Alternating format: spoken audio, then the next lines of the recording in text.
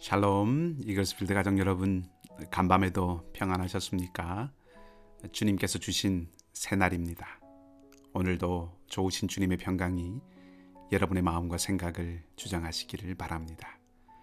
오늘 우리가 함께 나눌 말씀은 잠언 24장 23절에서 34절까지의 말씀입니다.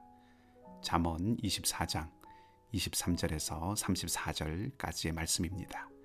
제가 말씀을 읽겠습니다.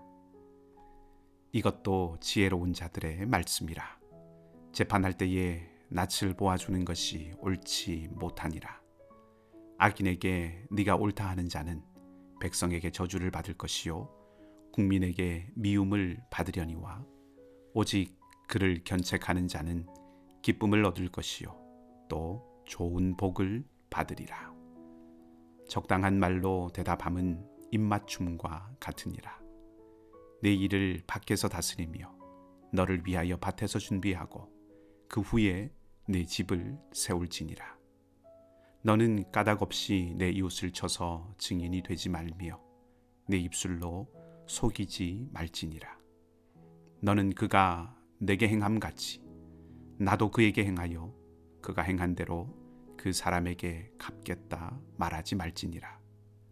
내가 게으른 자의 밭과 지혜 없는 자의 포도원을 지나며 본즉 가시덤불이 그 전부에 퍼졌으며 그 지면이 거친 풀로 덮였고 돌담이 무너져 있기로 내가 보고 생각이 깊었고 내가 보고 훈계를 받았노라.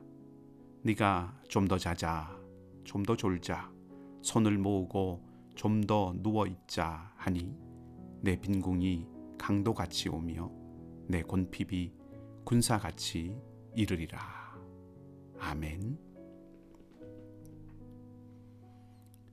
판단은 우리 삶의 아주 중요한 요소입니다. 어떤 판단은 삶에 큰 영향을 미치지 않을 수 있지만 어떤 판단은 인생 전체에 영향을 미칠 때도 있습니다. 때로는 판단을 잘못 내려서 인생 전체에 큰 어려움을 초래하는 경우가 있고 또 반대로 적절하게 잘 판단해서 위기를 극복하고 이기는 경우도 있지요.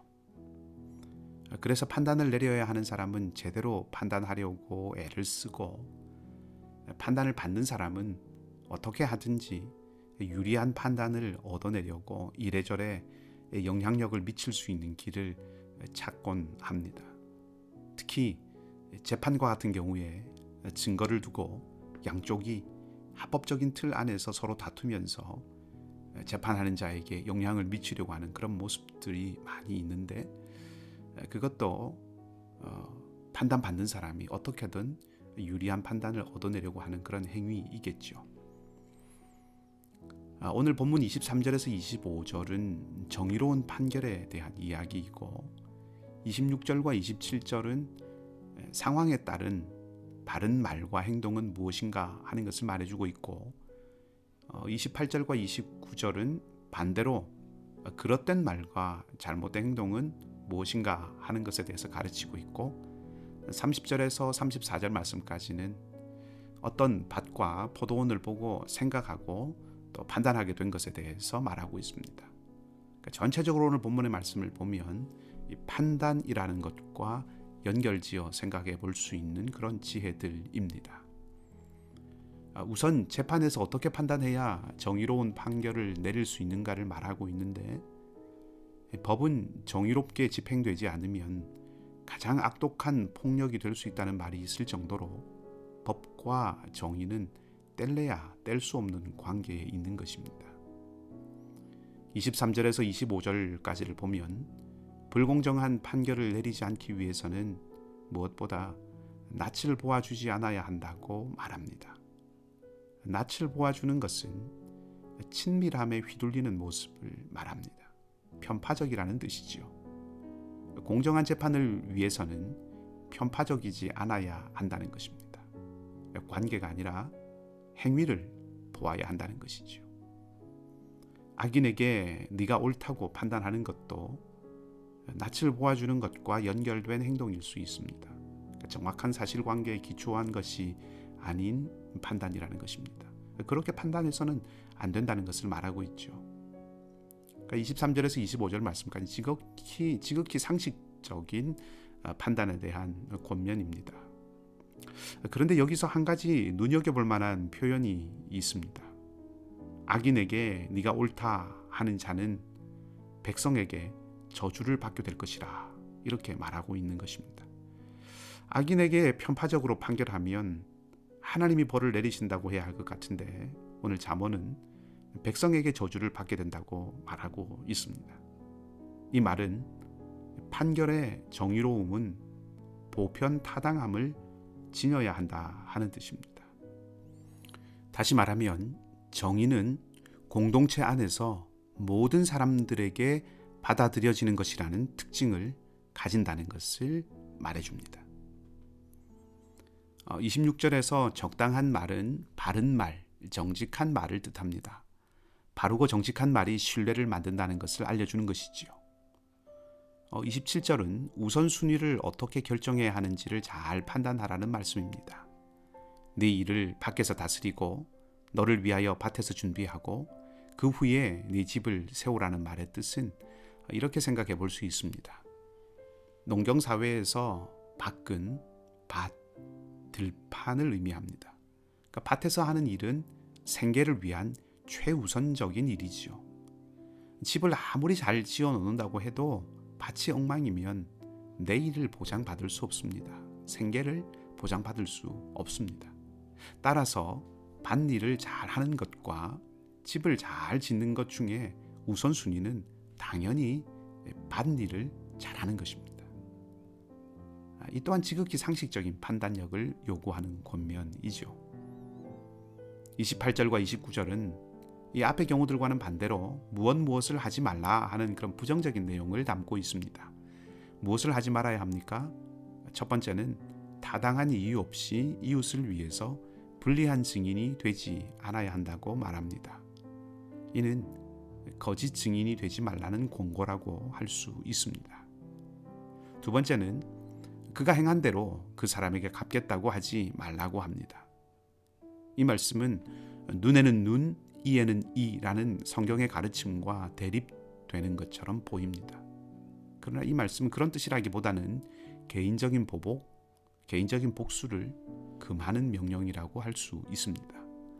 눈에는 눈, 이에는 이라는 동해 보복법 역시 사사로운 복수를 금하기 위한 공동체적인 조치라는 것을 생각을 해본다면, 받은 대로 되갚아주겠다는 마음에서 시작하는 그런 복수는 지나친 보복을 불러와서 공동체를 더 큰 어려움에 빠뜨리게 할 수도 있다는 것을 생각하게 하죠. 사람이 살아가면서 상처를 주고받지 않을 수는 없지만, 또 손해를 끼치거나 손해를 당하지 않을 수는 없지만, 그러한 일들이 사사로이 보복하는 것으로 말미암아 공동체 전체를 위기에 빠뜨리게 하는 것은 도리어 더욱 위험하다고 하는 것을 기억하라는 말씀입니다. 30절에서 34절은 지혜자가 관찰한 것을 서술하고 있습니다. 지혜 없고 게으른 사람의 그 밭과 포도원을 보니 담이 무너져 있고 풀이 가득합니다. 그것을 보고 지혜자는 훈계를 받습니다. 게으른 자의 종말이 어떻게 될 것인지를 알게 되었다는 것이죠. 눈에 보이는 것을 보고 판단력을 얻게 되었습니다. 보고 깊이 생각하고 깨닫는 사람, 이 사람이 지혜자라고 할 수 있습니다. 오늘 본문의 말씀을 통해서 지혜자는 공평을 지켜내는 사람, 바르고 정직한 말을 잃지 않는 사람, 무엇이 우선된 일인지를 판단할 수 있는 사람, 그리고 보고 깊이 생각하고 깨닫는 사람이라고 말하고 있습니다. 은혜의 기회로 주신 이날, 세상은 불의하고 또 친밀함이라는 이름으로 공정하지 못한다고 해도 하나님이 보게 하시고 깨닫게 하시는 것을 알아채는 지혜를 우리는 갖기를 원합니다. 그래서 이웃과 사람들 사이에서 하나님의 공평을 지켜내는 하루가 되기를 바랍니다. 그런 삶을 통해서 하나님의 기쁨으로 살아가는 그런 은혜가 저와 여러분 우리의 삶 가운데 넘치기를 주님의 이름으로 축복합니다. 오늘도 우리에게 지혜가 되시는 주의 말씀과 함께 동행함으로 이 땅 가운데서 하나님의 즐거움으로 하나님의 기쁨으로 살아가는 저와 여러분 우리 모두의 삶이 되기를 주님의 이름으로 축복합니다. 기도하십시다. 하나님, 기회조차 잡기 힘든 어려운 세대를 우리가 살아가지만 공평하시고 정의로우신 하나님을 기억하며 신뢰하며 오늘 불의한 현실 속에서도 믿음을 잃지 않고 공평을 지켜내고 바르고 정직한 말을 품고 보고 깊이 생각하고 판단하는 그런 하나님의 사람으로 살아가는 저희가 다 되게 하여 주시옵소서. 지혜가 그저 지식처럼 우리 머릿속에만 있는 것이 아니라 손과 발에서 실천되고 삶의 태도가 되는 은혜가 있게 하여 주셔서 이 땅에서 하나님의 기쁨으로 살아가는 우리 모든 이그스필드 가족들이 되게 하여 주시옵소서.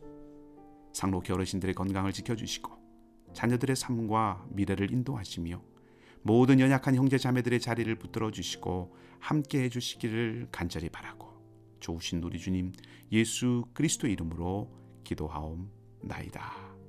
아멘. 말씀을 기억하시고 각자 기도하시고 오늘도 주님과 함께 동행하는 귀한 삶이 되시기를 주님의 이름으로 축복합니다.